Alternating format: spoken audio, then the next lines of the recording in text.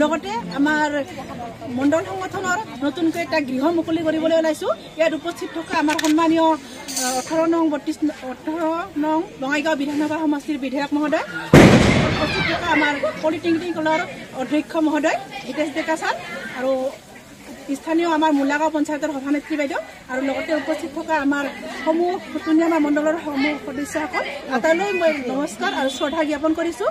আৰু আমাৰ এই আজি শুভখনত আমাৰ ছাৰহঁতে উপস্থিত আছে, তেওঁলোকক মই যথেষ্ট আমাৰ টুনিয়ামা মণ্ডল সংগঠনৰ ফালৰ পৰা ধন্যবাদ জ্ঞাপন কৰিছোঁ আৰু হিতেশ ডেকা ছাৰক ধন্যবাদ জনাইছোঁ।